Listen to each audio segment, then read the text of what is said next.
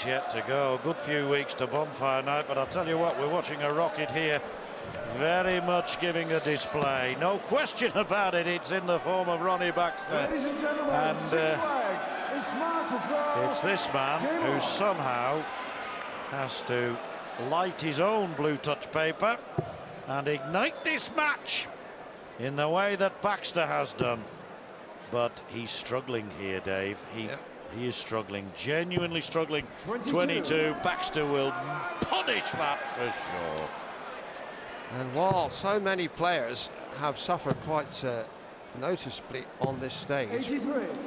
Ronnie Baxter seems to be a hothouse flower. He's blooming.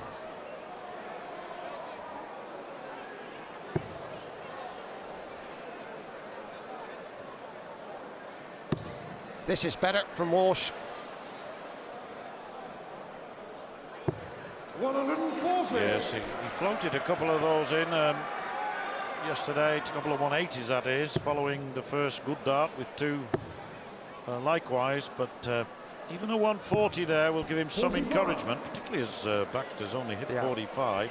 Baxter didn't really want the break to come, did he? He's got to bounce back off it, and it's Walsh whose form has been better in this second session. It's a good point that when you're really on a roll, you want to keep going, don't you? The last thing you want is to go off the stage. 42. Well, during the interval, Baxter has been out on stage. He's not ducking in there for shade or cover, and leading the crowd who are chanting super roll. It was a super first session. If he maintained that, it could be a very early taxi home for this guy. Yes, it resembled an exhibition, didn't it? And he was treating it thus, I think, enjoying the response of the crowd and entertaining them, knowing that he was entertaining them. Yes, it's been a transformation in Ronnie Baxter. He's really got the PDC view. When he first came over, I seem to recollect he was very sceptical about all the razzmatazz, didn't want to know really. Now he's one of the great showmen, and better forward, I think, was a real asset in the Premier League. Yes. Yes, you're quite right. He was very sceptical about it all when he first came across.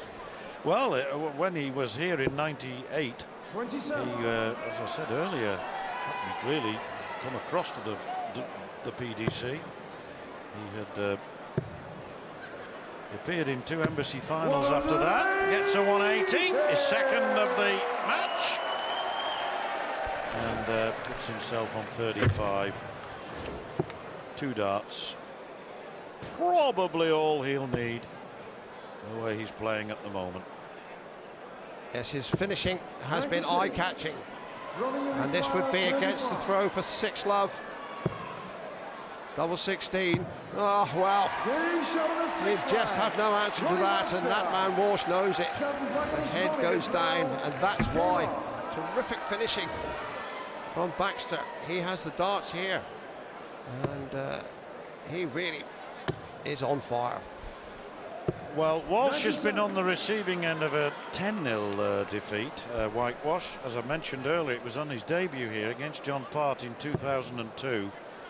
He won't want that repeated with 13 legs to his opponent.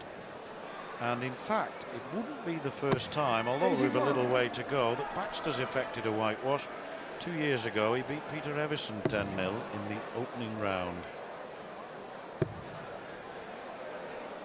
Also beat Mark Holden 4 years ago, 10-1 in the opening round.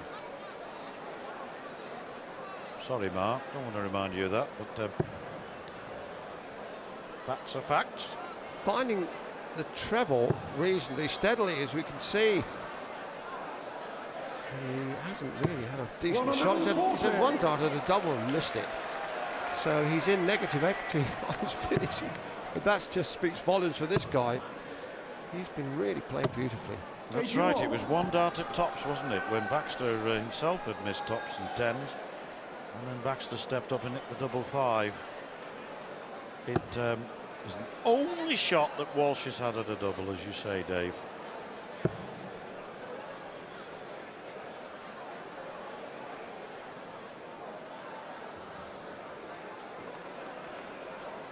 Taking a long time to make up his mind. Eventually settled on 18, not too successfully.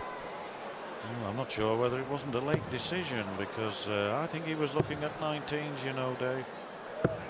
59.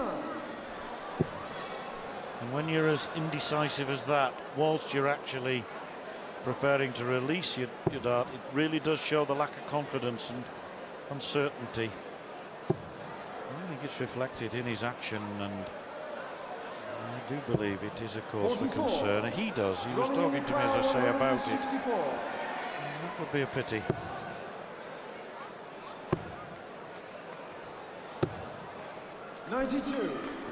And well, Walsh really knows he needs to be on this 156, but it means 2 trebles, not a feasibility now.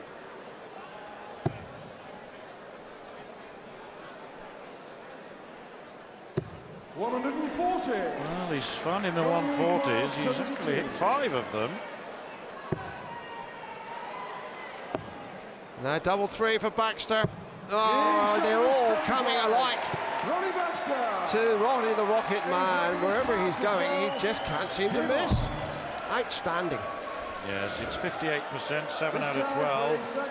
And none of his missed darts have cost him, obviously, otherwise Walsh would be on the score sheet. But I think it's a long time. I can't recall a second round whitewash. I've mentioned 1 or 2 first round whitewashes involving these players. Against Walsh and 22. for Baxter, but I don't recall a second round one. We almost had one yesterday, of course, in the first round. That was it 2 days ago, when Dennis Ovens managed to secure a leg towards the end against James Wade. And, well, he didn't deserve to lose 10-0, did he, Dave? No, he didn't. And Wade showing that it was no fluke by his victory against Kevin Painter, and he's one of the movers and shakers in this championship. Some Welsh fans there. Yes, I spotted a dragon. It's on the flag. I really thought St George spotted the dragons. Well, I was born on St George's Day, so maybe I have an advantage over most. 97.